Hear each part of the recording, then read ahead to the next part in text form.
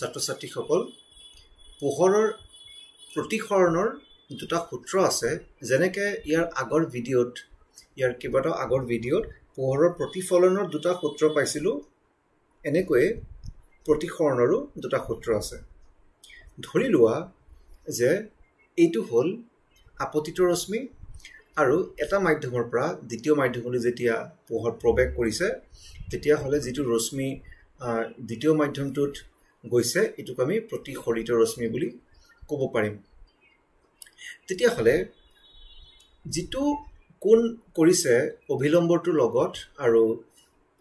আপতিত ৰশ্মিৰ লগত এই কোণটো যদি I বুলি লিখি দিও আৰু যেটো কোণ কৰিছে প্ৰতিসৰণৰ ৰশ্মি আৰু অভিলম্বৰ লগত ইয়াক এংগল R বুলি লিখি দিও তেতিয়া হলে আমি দুটা ইয়াতে সূত্ৰ পাম আপতিত ৰশ্মি প্ৰতিসৰিত ৰশ্মি আৰু প্ৰতিসৰণ বিন্দুত থকা যেটো অভিলম্ব ইয়াত আমি যেটো অভিলম্ব বুলি কৈছো এই তিনিটা কি হয় একে সমতলত থাকে আৰু দ্বিতীয়তে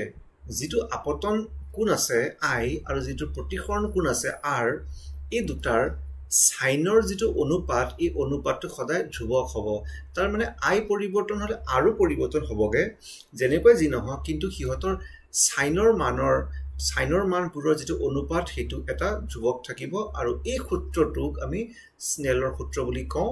আৰু এই যেটো ধ্ৰুৱক আছে পিছত গৈ আমি পাম যে এই মিউ বা n বুলিও কিছুমান কিতাপত দিয়া থাকে ইয়াকে প্ৰতিসৰণাংক বুলি কোৱা হয় মানে এটো দ্বিতীয় মাধ্যমটোৰ এটা ধৰ্ম